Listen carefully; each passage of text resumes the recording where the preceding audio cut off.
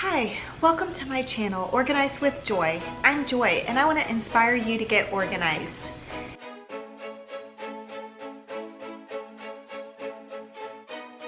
In today's video, I wanted to talk about something a little bit different than organization, but it kind of relates to organization in a sense. It relates to keeping your schedule and your priorities organized. I decided that this would be a good time to talk about this topic since we're just a few weeks into January and many people have set some goals or have made some resolutions for the new year.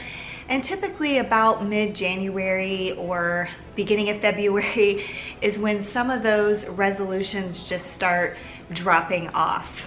I do get asked by friends or family members how I do things like, how do you stay in shape? Or how do you keep your house organized? Or how do you keep your house cleaned? Or how do you stay on top of laundry?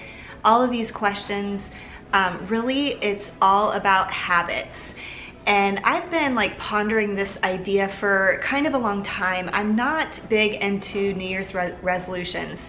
I guess New Year's resolutions are fun because it's exciting and neat to think about what life could be like if we did make the needed changes in our lives. But truthfully, I'm the type of person where if I recognize that something needs to be changed in my life, I want to do it immediately. I don't want to wait until the new year or some magical moment where I can make the needed changes in my life. So after pondering this for a while, I think I decided that the reason why I have follow through in different goals, if you will, in my life, whether that's to exercise a certain amount of times per week, to eat healthy, to stay organized, to stay on top of laundry, or whatever the goals might be, is because it's not really a goal for me. It is changing my habits. And so I want to propose that the way that we can be successful in achieving our goals is actually to focus on our habits. So today I wanted to share with you 6 things that you can do to actually attain your goals in 2020. The first thing is to put it on your to-do list. I'm a huge fan of lists. I'm definitely a fan of to-do lists, and basically each week I'll sit down and make a to-do list of everything that needs to get done that week, and I'll just slot it into different days of the week to make sure everything gets done. But if you want something to become a habit, it really needs to become part of your routine. And so the best way to make that happen is to put it on your to-do list. If you want to exercise a certain number of days per week, put that on your schedule. Put it in your calendar and have it as something to do. Or maybe you want to prioritize friendships this year. Then maybe make a weekly or monthly standing lunch date or some sort of get together, put it on your calendar. Or perhaps you want to get organized this year. Well, you can schedule into your week maybe 1 day per week where you plan to purge and organize one space in your home. The second thing you can do is choose the basic solution over the quick fix.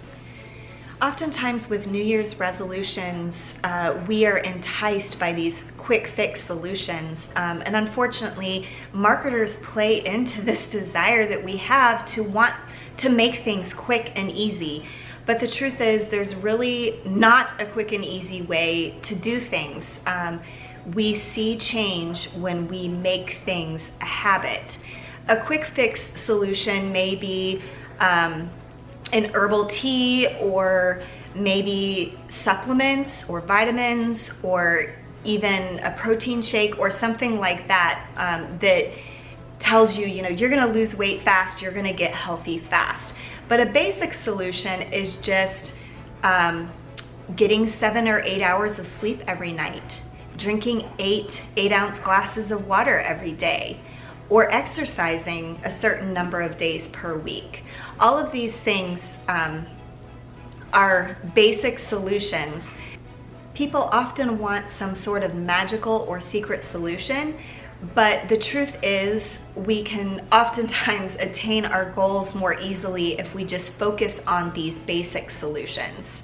The third thing you can do is let your habit connect to a priority. And this is really how we develop habits. We make certain things a priority.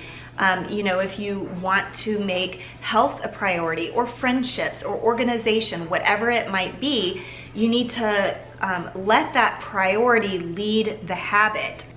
Oftentimes people will set goals and let the goals lead the habits, but when that happens, if the goal isn't met, say for instance, you plan this year you are going to work out 3 times a week. Well, say you get sick in February and it derails that goal, and then all of a sudden you end up letting the goal go by the wayside just because you failed. Well, when you let the priorities lead the habits, then you're not locked into something specific. So then if you do get sick and you don't work out for a week, that's okay. Then you just start over after that week is done, and you don't have this daunting feeling of starting over with my goal. Instead, it's just the priorities that are leading the habits. The fourth thing you can do to become successful with your goals for this year is to reward yourself along the way. This is small rewards, and when we reward ourselves along the way, it really gives us incentive to keep going. So an example might be an external reward. Say for instance, you want to drink 8-ounce glasses of water every day. Say you did that all week long, then reward yourself on Friday night and go out and have a soda or a beer with your friends. Or this could also be an internal reward. Maybe when you're done with a workout, remind yourself, be conscious of it, and remind yourself of how good you feel because you did the workout, and it'll be a reinforcement the next time when you put on your tennis shoes to go work out and you don't want to do it. You may remember that feeling.